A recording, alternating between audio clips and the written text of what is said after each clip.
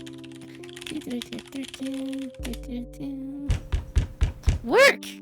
I need to know what happens to Ram! Hey there, demons.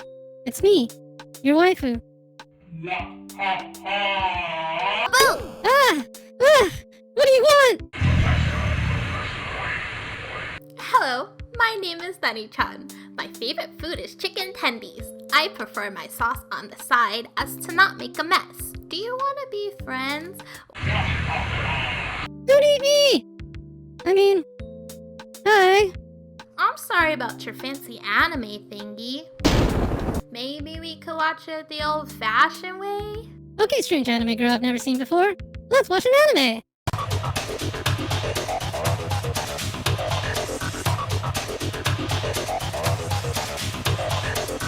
Hey, hello! Welcome, everybody! Today, I wanted to have a discussion about the anime called Hitori Bocchi no Marumaru Seikatsu. Seikatsu. Seikatsu. I think so. To do this, I decided to bring someone along so that we could have a discussion instead of a review. Is that how you describe this? Anywho, please allow me to introduce WittleMeowBoo. Take it away. Hello. Oh my god. I'm WittleMeowBoo, aka Danny. That's what you can call me. Thank you for having me. It's gonna be fun. I'm glad you decided to do this after all this time. I know we've been planning this for a few months. Well, maybe weeks. How about you tell us a little bit about yourself? I am an invention of my own. I just came out of the sky and I was just here, you know? Oh, well, we're discussing an anime, so my first anime was Soul Eater. Oh. That's the first one I ever watched. So this anime here, which is a slice of life, it's my first. We popped a cherry on this genre of anime. Gross. So it's going to be a very interesting discussion. Well, thanks for coming on. I haven't seen Soul Eater in so long. I feel like that might be something I have to go back to. Or, well, let me say that I got through half of Soul Eater. It's just long anime. I just lose focus and I get distracted by something else. Which is probably a problem because it seems that we've got a bunch of companies that are just making those 12-episode one and done animes and then they on to the next one. Anyway, let me go ahead and describe to you guys the premise of Hitori Bocchi. So the show we're going to talk about today is a slice of life comedy that came out spring 2019. It's made by Studio C2C, who previously worked on Hurricane Receive, which is that really cute volleyball girl anime. It's based on a 4-panel manga, and it's reminiscent of Azumanga Daioh, except it's a little more edgy than that show, and I know that show is 20 years old now? Anyway, the show was licensed to Crunchyroll for a simulcast, which is why I saw it. And to my knowledge, there's no dub, and there's no plan for a dub, and there's not even a DVD release out, I don't think. I don't know if Crunchyroll, ever since they broke up with Funimation, that stuff got kind of weird. Just kind of unfortunate. The premise of the show, we follow Bocchi Hitori, an extremely anxious middle schooler who's trying her best to make friends with everyone in her class because she made a deal with her best friend from elementary school. And in order to fulfill that, she has to be everyone's friend. It gets a little more complicated than that, but we'll get into that. So, how about before we actually talk about the anime, let's talk about what this is, like this whole, what do you even call this? A podcast? Podcast? I'd say podcast, yeah. It's a little more animated. Let me make her stiff on this side. That's okay. That's fine. I think our goal, I guess, would be to just have a little chill session discussion instead of something super serious and super direct. Yeah, I agree. As this is this and this is this and this happens and 5 stars. You know, it's kind of more, how did it make you feel? And did they do a good job at making you feel? I feel like it's the best approach for folks that aren't really into the industry or have been doing this for very long too, like just casually discussing what we like. I think that's a good approach. And I feel like I'm repeating myself a lot. If I do that, I'm not sorry. I will and all the time, so I feel ya. Okay. I just realized that my hands are gonna go crazy this entire time unless I'm constantly doing this. Oh well. I kind of want to save this for later, but I'll just say that depending on how this goes, we're planning to do a few more like this, but with maybe some more solid scheduling so that we actually have time to digest the show before we just run onto a call and talk about it. But then again, Yes, this was very impromptu, very much last minute, but it's gonna be done. It's gonna be done good. Shooting from the hip. That might make good content. Take notes, people. Okay. So, I didn't want to do a whole plot dump, which is something you could probably find right now if you just type in Hitori Bocchi plot dump. Try it after you finish this. Instead, yeah, you have to watch this first, and you have to hit the like button, and then you can go watch something else. Yeah, make sure you watch for 5 minutes. Otherwise, YouTube will not look kindly on my video. video. Do you hear me? 5 minutes, okay? Let's go ahead and just talk a bit about everything. And I've got a few notes here that I'm going to go off of, but if you want to interject anything off your head or whatever, just do it. Okay. Let's start with the music. From what I got, it was like jazzy, but I think the only reason for that was because of the particular keyboard they were using. It sounded a lot, well, this might be personal bias, but it sounded a lot like, what's that keyboard from the 70s that like everyone used? A synthesizer type? No, like an electric keyboard. It's a certain brand, and it's a sought after keyboard because they don't make them no more. And they've got this particular sound that was like patented or whatever. Anyway, because of that keyboard, I was thinking the entire time, wow, I like this. It's like, ooh, it really got you into the show, I think. I don't know. How did you feel about that? The intro, I really liked the intro, honestly. It was upbeat, and I like the introduction. I think I wrote that in my notes that the introduction kind of helped you see the personalities of each character, which I thought was interesting. A little bit more in depth of what their characters are. So that's what I liked about it. Music wise, it just was upbeat, pop, nothing really too specific. Yeah. But I liked it. I think that's true. They kind of, I don't want to say generic, but they had a vision and they went for it. Mm-hmm. And it worked. I agree with you on the intro though. I really like that about these shows where they put a little extra effort in to, like, if the actors happen to be singing, they sing as their character sort of, or they actually sing about what the character's going through. Yeah. And I also can't get enough of when intros feature their characters dancing. Like every one of my top 10 OPs, they always have someone dancing in them. I think in this case it was Aru. Aru, I love Aru. She's one of my favorites, aka Monica. She does have that. I'll explain later. Yeah, I get it. Like, I don't know if that was on purpose, because that must have been like a year or two after that was like a super popular thing.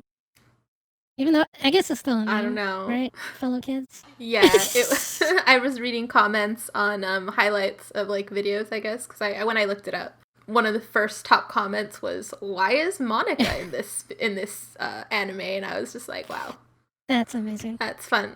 I think memes are gonna save the anime industry.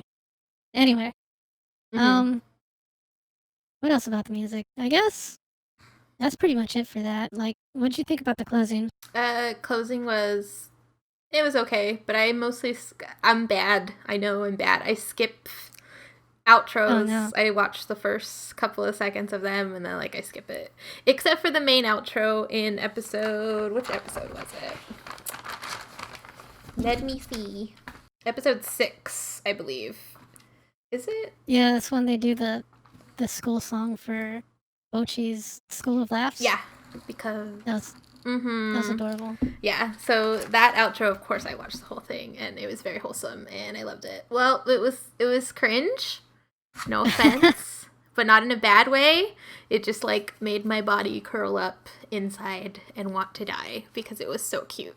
That's how cute it was. I can agree with that. Like, my initial gut reaction to that entire sequence was cringe, but Yeah. they cut through it and they were like, no, cute. And they pulled you in and they didn't let go. Mm-hmm. And yeah, I'll say that was like a nice little, how would you say, it's like breaking up the monotony of like always having the same stuff at the end. I appreciate a show that can do that.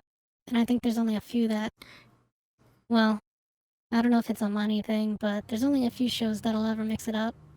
Most they'll just cut, print, cut, print, cut, print. It's always the same until the very end. I was gonna say that the first episode, I was apprehensive about it because I was thinking, oh, this is gonna be, she's nervous and she's gonna do this whole leg cramp thing like every single episode, and I'm just gonna get tired of it, and I don't know. But then I kept watching, and I enjoyed it. Actually, they actually weren't repetitive with some things, and when they did bring it back, it made sense. They waited long enough. Yeah. With the plot. It like went and it flowed really well. That's a good point. We can actually segue that. You basically segued us into like the whole comedy aspect of this, because aside from being just like I'm a fly on the wall watching this little girl go to school, they're also trying to be funny. And part of that was I had okay, go ahead. Well, I was just gonna say that part of that's all the callbacks that they do, which they do sparingly, but they do enough to make it feel like a lived-in universe. And that sounds like so pretentious to say, but like the lip cramp thing, like that's how you first met Bocchi, who's our protagonist, and she's the social anxiety haver. And whenever she tenses up so much because she wants to do something like, we'll say for example, talk to Nako for the first time. I think I said her name right. She tensed up so much that she gets a leg cramp, and she kind of just falls to the ground, which gets the attention of Nako, who ends up talking to her first, being like, "What the heck? What do you want, barf?" I really like that. I enjoyed that as well. There was another callback that I thought was just right. I think one of the memes, which is one of my favorite callbacks that they did in a couple of episodes, was the "Hi, I'm Bocchi. Remember me?" That's the one that got me. Laughed out loud every single time. I actually found that very relatable. I don't know why. I got flashbacks. Like, did you forget me? It was cute. Oh, I know what it was. It's when they first introduced that joke, they did it through like the text messaging, and that just felt so familiar. But then when she did it in person, it just kind of was like, it added a new layer to that joke that it was so sweet. It was nice. It was a nice touch. Definitely. I did get a lot out of what's her name? Monica. Aru. Yeah, Aru. Aru beam. That's like my favorite. Her, like. I wish I could do the motion. I think I can. So we'll do no, because I'm gonna end up flipping off the camera. We'll do the Alessa beam. No, ready? 1, 2. Yeah. Alessa beam. It looks like I'm trying to punch the screen. Oh, that's cute. You know what I've found the most endearing about her character is, no matter what, whenever she got bullied by Nako, she always had enough space to headbutt her. And in most cases, it was physically impossible, but like, you know how they'd be in tight and they'd be like, okay, Aru's headbutting. And then they'd pull away because like Bocchi or someone's gonna talk. And then they're just like in the most ridiculous position, like half off the ground or like flying in the air. I just found it really funny. I don't know. It was so ridiculous and so impossible for it to actually happen that I thought it was funny. That part was funny for me too. We can segue into plot. because that goes along with how they presented. I guess I can say is the story is like super simple, very simple story. She just has to make friends, and there's actual character development, and we get like a nice arc with her. Surprisingly. With Bocchi, especially, yeah. And all the characters, really, they all have like a really nice arc, and the resolution was cute. And I think my favorite part was that they ended the anime the way that they started, and she like barfs. Yeah, that was like, so that works. That goes back to the whole having callbacks in their comedy. And I agree that Bocchi definitely had a clear arc where she actually grew as a person. She didn't just remain a crybaby the entire time. But even so, like a lot of the supporting cast, like Nako especially, because she was kind of a loner, she probably would have remained a loner had she not made friends with Bocchi. Aru had an arc where she came to terms with being okay. I guess she didn't really come to terms with being an unfortunate girl, but unfortunate. But like, she didn't let that keep her down because she kept her whole "I'm the best, but I'm a tsundere." She kept that going. But by being friends with everyone else, she kind of like mellowed out. She wasn't so like, I've got to keep this mask on forever. And even ninja, what's her name? It starts with a T.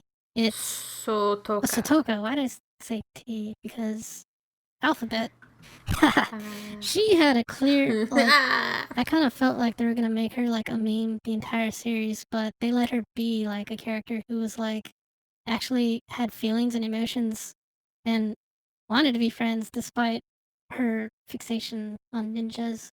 And I really enjoyed, I was happy that they let that come to its end before ending the show. The one thing I'll say is that, well, actually, go ahead. What were you gonna say? What I had noticed through the whole discussing like friends the way that you're describing them, what I had noticed was in real life circumstances, people that we would approach would probably be simple, friendly people, which would be one of the characters' name was Hana. And she was like friendly, easy spoken, but Bocchi couldn't talk to her. And the first person that Bocchi chooses to talk to is Nako. And she's like mean face. They call her delinquent. Like she's scary looking. And this is the first person that she decided to be friends with. And that to me is like, oh my god, like you're anxious to talk to people, but the first person you chose to talk to is like the mean looking person. Yeah. And then on top of that, you can say that Aru, which is vice president, which means like she's super popular. So the second person she chooses to be friends with is like the most popular person in the class. Yeah. And the third person is the most beautiful because she's the foreigner, right? And it's just like, I just thought that was an interesting take on how she's choosing these friendships. She could have easily made friends with friendly people in the class and gotten her, I guess, her thing over with and be friends with her best friend again. But she really, like, they really gave her a debilitating condition. I don't know how to say it. Yeah. But just, it's funny that I think that that's also part of the comedy to me, is that she's so anxious and she like cramps when she's talking to people, yet she talks to people that in normal society, these are not the people that we would approach right off the bat. Like, we'd be apprehensive. We'd be like, I'm going to save the most popular girl for last while I get in some practice with some friendly people. But nah, she just goes all in. And I really enjoyed that she went all in on the hardest people to be friends. Yeah, I will say that she admitted to the whole reason she went after Nako in the first place is just because she was sitting in front of her. But it kind of says something, like you said, where all she really cared about was making friends with people. Well, I guess in the show they kind of explain it this way, where when she's first starting out, she's trying to make friends with all the people that talk to her first so that her, how would you say, her anxieties don't stop her from making friends. Like, once they talk to her, she's like comfortable enough to be like, will you be my friend? Which is usually the second thing she says to most of these characters, strangely enough, but yeah, it's an anime, let it slide. It's cute. But because of that, she ends up getting enough like social experience points to where in that one scene when it was New Year's and they're at the shrine, she just goes up to those two. I forget what those characters' names were, but they were in a group in a previous episode, and she initially just goes up to the cooking episode. Yeah, and she initially just goes up to him because she wanted to apologize for being a mess, but she ends up making friends with him like without any hesitation. It just kind of just happens and falls into place. And wow, I don't know. I hesitate to say that they're doing any real social commentary, but it feels like what they ended up doing was, I don't know, it worked. What they did worked. I would say they were doing some social commentary. I just want to mention one episode, which was Gentle Tears, episode 7. That one was kind of broke me. I was like, I'm gonna cry because it's where she finally sees Kai and she ignores her. Kai ignores her, and then they're both crying. Yeah. And she's like really staying strong. Like, I need my friend to be independent. I don't need my friend to depend on me. And I feel like that is where the social commentary can come into play. Is that Bocchi was using this friend, she was dependent on her. And that weighs other people down, I think, when you have a dependent friend, a needy friend. And so by pushing her away, it kind of is a good way to help her grow, which was good, I think. Yeah. I think the first time I saw that episode, I thought Kai was being mean. But I wasn't really looking at it from that perspective, and I feel like the way you explained it pretty much said everything. Even then. Well, you're welcome. Because it felt like if things had gone differently at that point in time, everything Boshi worked up to, it would have been thrown in the garbage, and it would have been like back to the status quo. But the way they did it, as much as it hurt, and it hurt,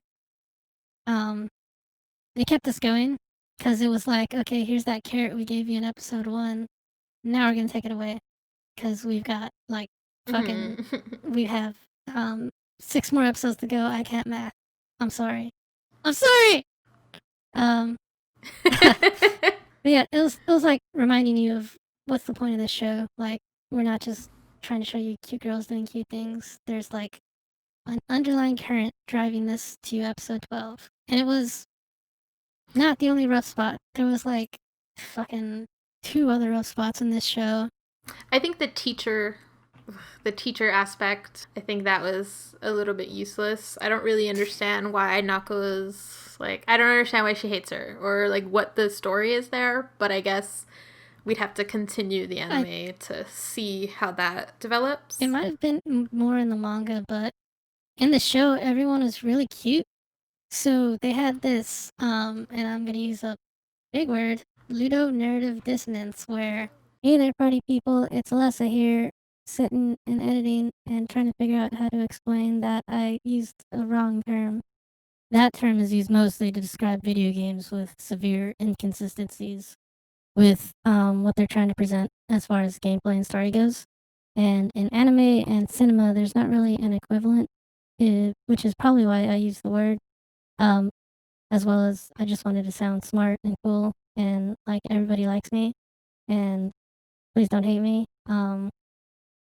What we're about to discuss should still make sense despite the use of the wrong term, because we're just talking about inconsistencies in the show and the art style as presented. I'm gonna go back to editing now. Please don't hate me. I love you. Okay, bye. Nako's supposed to come off as like really intimidating, but she looks cute, and because we're always around her, she's like the cutest. We know she's cute. So whenever the teacher has her thing with Nako, there's no connection. It's like, I don't get it. But I feel like it was like in what I would say the back half of the show, it finally starts to work, and you finally start to like feel for the teacher's struggles because she's a weenie. You see in the last. She is. Get this. She is Bocchi in the future. Oh, boom. Look at that. I did it! I mean, I never thought about that, but like... Figured it out. That would totally... That's literally what I thought. Like, someone with Bocchi's, like, being Bocchi, that's totally what their adult version would be like. Because they'd have enough you have enough experience points to do the adult thing, but then there's just that one thing that triggers back what you were, and there you are, back again where you started. Wow. So that actually brings up the point of the show where it is a cute girls doing cute things type of show. Everyone in the show is cute. Even, well, there were no animals. Why was I gonna say the cats were cute? I guess even the little character, the guardian angel little Yeah, dude, the Colonel Sanders. or the Cupid dude, I don't know. Yeah, Colonel Sanders. The first time I saw him, I'm like, I didn't why is think of Colonel that. Sanders a fairy? Okay, yeah, I see it now. Yeah, he was even cute. No, but At some points, I will admit, like, it is a wholesome show, but it was a little too cute in some points, and I was just like, oh my god, I can't do this. Like, I can't continue. Someone needs to die. Someone needs to, like, we need some murder mystery. We need I don't know, because that's just what I'm used to watching, I guess. Yeah. My experience of anime is not in this realm. It's mostly horror and so action. It was just very strange to me. Yeah, horror action is what I watch usually. I will agree with you that if you're trying to binge this show, and I guess it's up to you if you want to do that, it's like eating Halloween candy when you're a kid. At first, you're eating it, and it's like really good, and you're like, okay, something sweet, something fruity, something chocolate, nom nom nom. But then, like, you get to hour 2, and you're like, I'm still eating it, but it doesn't feel the same anymore. It's starting to get old. Then you're on hour 3, and you're just like, why am I still doing this? I'm tired of this. Nom nom nom nom nom nom nom. It's like that. And then you blah. To give you like an anime example of that, Azumanga Daioh. This is basically kind of like the predecessor to this show. It's also a story about kids. Well, they're high school students, but there's like an elementary schooler who she skips like all of the grades and suddenly she's in high school. And the whole entire series is just about them going from first year to last year of high school and having cute thing adventures. That show, because it was made in around, I want to say the early 2000s. It happened right after the 90s, but it still got that 90-ish aesthetic. That show, it's, 26, 28 episodes? You try to watch that all in one sitting, you're gonna hate the last half of the series. Like, I recommend to anyone that wants to watch Azumanga Daioh, just cut it in half, or just watch one season at a time, because they're covering 3 years. You're almost getting 3 seasons out of one DVD set. You gotta break it up. I would even say that about this one. Just pace yourself with this one. It's wholesome. It's lovely, but all at once it was a lot. It was a bit much. It almost works best if you were to watch it as if it were airing every week, just like one episode a week, because they give you enough to carry you to the end of whatever shitty week you had, make it feel a little bit better.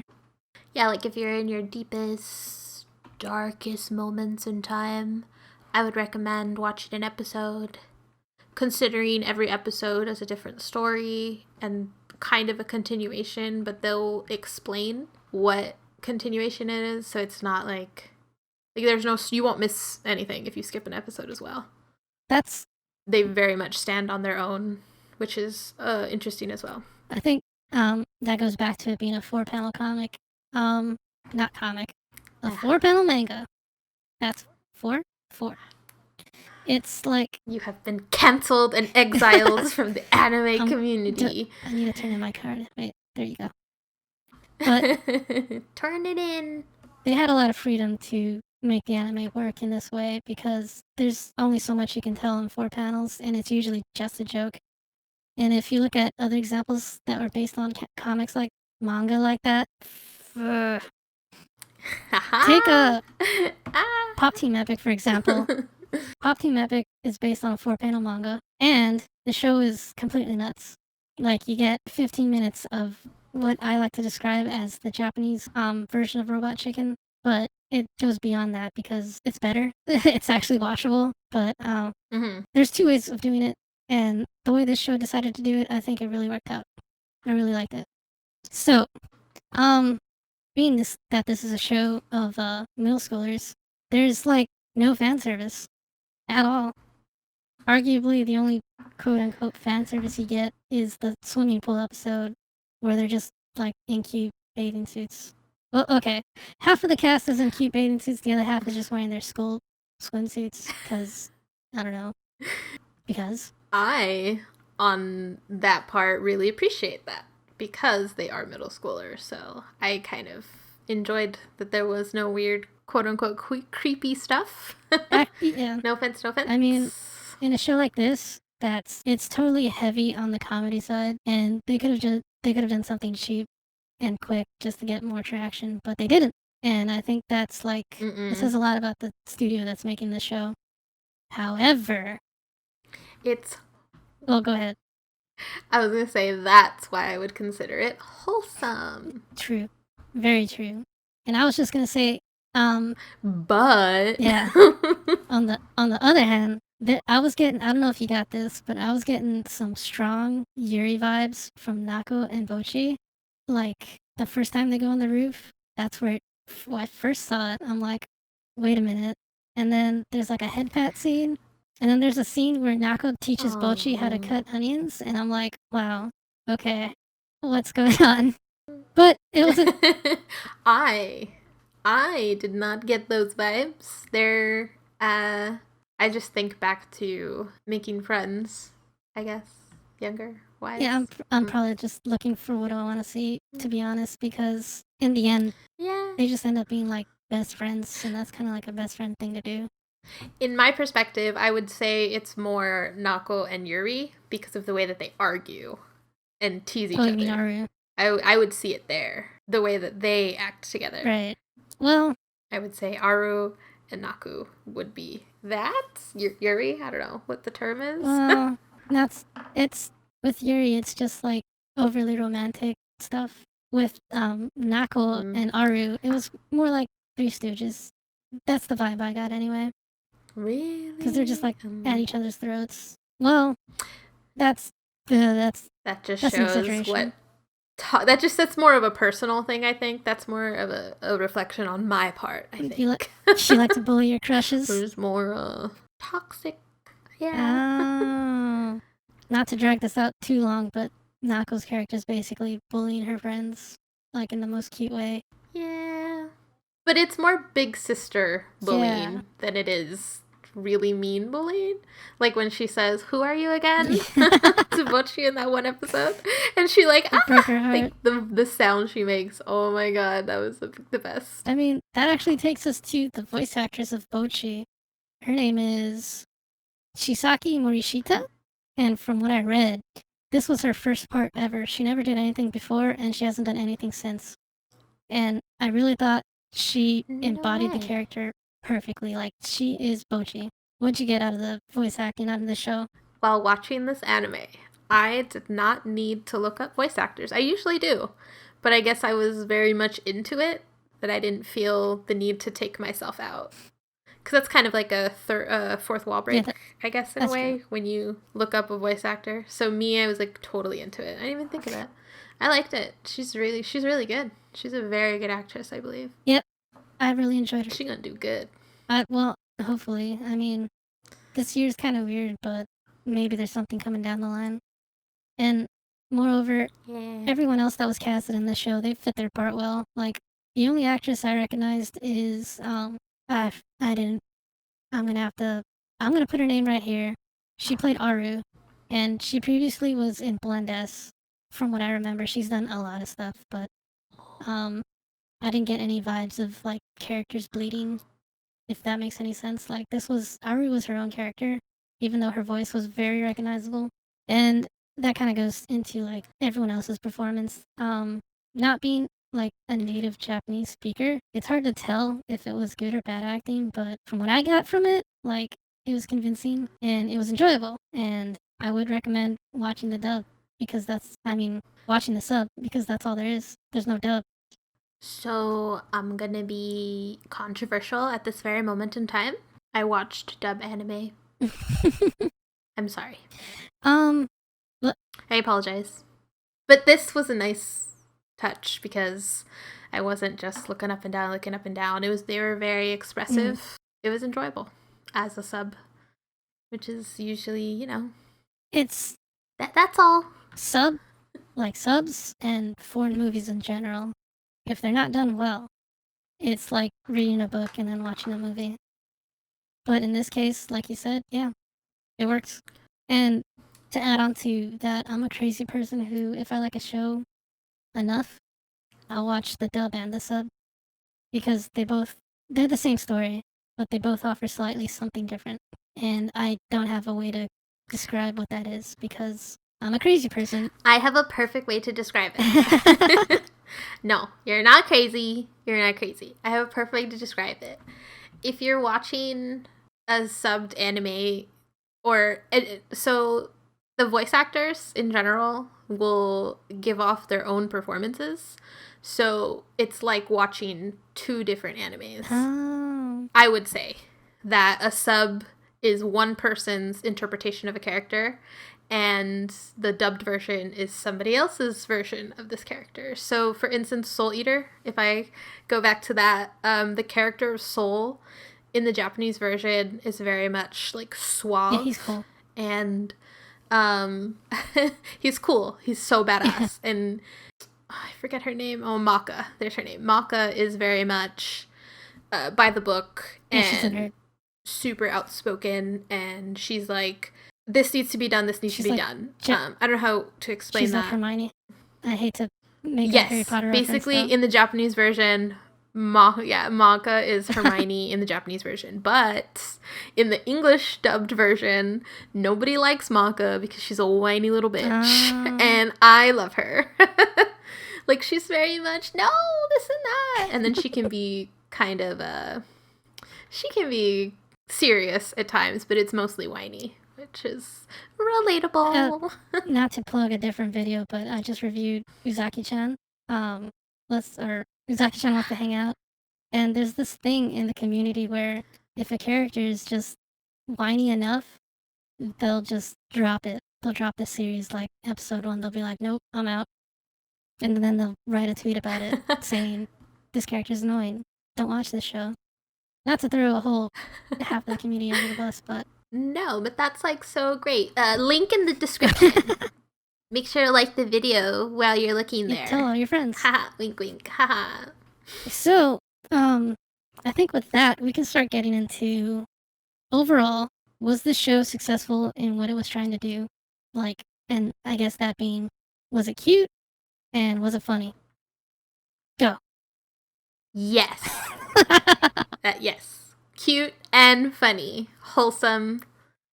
10 out of 10. Recommend. Everybody go watch it, but like not all at once. Yeah, let's not trash Crunchyroll. Period. Without trying to reiterate too much, yeah, it's a show about cute girls doing cute things. If that's what you're into, try it out. And was it funny? But cute girls doing cute things in a wholesome way. Oh yeah. That you have to make sure to punch on the. It's super wholesome. It's not. You're not gonna feel creepy watching this. There's no creepy stuff. Like this isn't one of those shows. Like, because there are shows out there that what can I name? Okay, how about Oraimo? There are parts of Oraimo when you're watching it that you'll feel kind of icky. Oh. With this show, there's none of that. It's just like, it's pure. Like, we must protect Hiro Bocchi and her friends. That's not even how you say her name. Yeah.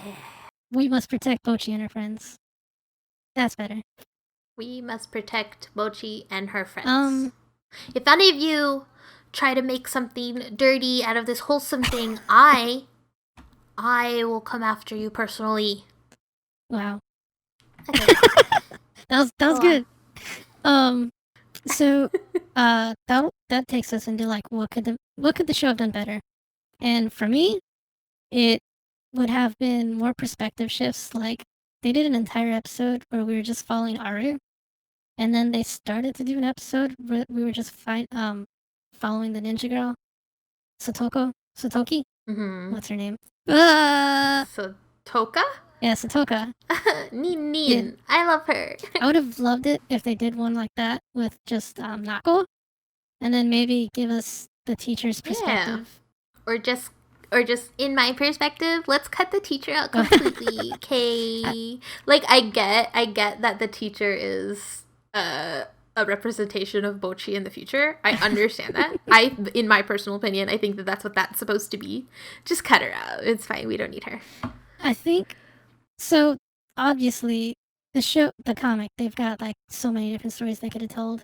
They had to condense it, and there was no guarantee that the show was going to be successful enough to where they could start working on season 2 while they were working on this one. So, with the material they had and the time they had to do it and the money they had to do it, they did well. I just think that towards the end, you could kind of tell things were getting a little rushed, especially with the rich girl, Mayo. She had like one episode, and it was like boom, boom, boom. Now we're Loved friends. her. That one, that's the only. I would have rathered her. I would have rathered her episodes more than the other girl. The forgettable one, the one that wants to be Bocchi's rival. Oh, that's. I would prefer the rich girl over her. But that one was a really wholesome episode, though. Kako, I think that's how you say her name. Yeah, well, Kako. I'm not giving the right emphasis on the right syllable. But actually, I really enjoyed her storyline because she was essentially a mirror to Bocchi in that she was the complete opposite, where she, like Bocchi, felt like really weak as far as like putting herself out there, but instead of trying her hardest to make friends, she was trying her hardest to be like strong and independent, which it inspired Bocchi to be stronger. Independent woman that doesn't need a man. Sorry, I had to say it. Well, don't need no friends. I mean, let alone a man. She didn't need anybody. Don't need no friends. I really enjoyed that. But I will say that, and I'm gonna call her Mayo because that's how her name is spelled. I'm sorry. Her entire that's her name. Her entire story was fine. Like, it sucks that it was condensed down into like one episode, but it was really heartwarming, and that was like the third part of the show that was heartbreaking. But it worked. If they would have made that like 3 episodes worth and maybe fit in some other stuff, they might have worked better for me. I don't know. Other than that, is there anything else you wanted to say about this show before we wrap it up? No. So, like I did with my last anime review, we're gonna go ahead and say whether or not we would recommend this and then give it a nice, clean rating. So, Miss WittleMeowBoo, would you recommend Hitori Bocchi no Marumaru Seikatsu? I recommend it. And, what kind of rating would you give it if you had to? Oh, super wholesome. That's my rating. Wholesome. Just a big ol' wholesome stamp. Pow! Right on it. I'll be sure to tell the editor to add that. I would totally recommend this anime. I'm really big into slice of life, and I know that this being your first, do you think it's gonna get you to want to watch more of these types of shows, or is this like your one and done? Yes. I probably will. Yeah, I think I'll check out another slice of life. Maybe something in the high school realm, because I think being middle school, it was a little bit hard to get into it because middle school feels like it was so long ago for me. Right. So I think probably a high school one I will enjoy. Or something to make me cry. I'm ready to cry. All right, folks, you heard it here first. Leave in the comments what you would suggest we watch next. High school or, I don't know, big baby tears. And the comment with the most likes will be considered. That sounds kind of mean. I mean, I'll probably take one of your recommendations because when it comes to recommending new anime, I suck at it. As for me, yes. I recommend JoJo. That's it. Just JoJo. Oh dear. JoJo. We could spend a week trying to cover that in a discussion like this. We'd have to be like, we'll just talk about one episode or one character. Anyway, yes, I recommend this show, and I'm gonna give it the rating of pure comfort. If you're into cute girls doing cute things or anime that revolves around school, slice of life, this is your show. Okay, I think that about wraps it up. How about WittleMeowBoo? why don't you tell us where we can find you next? Oh, okay. Thank you for having me. It was super fun. I enjoyed this. You can find me on Twitter and Twitch.com at WittleMeowBoo. And that's where you can find me. Thank you. I really appreciate you coming on and doing this with me.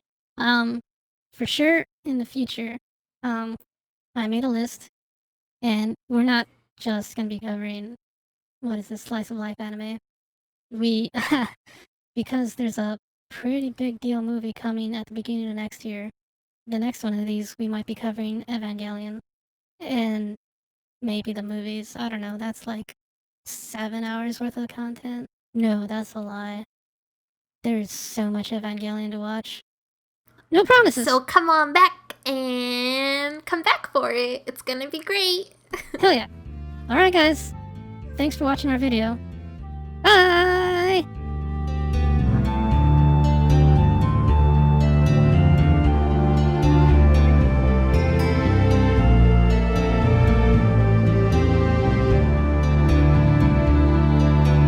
So, how are you gonna get home with the thingy all broken up?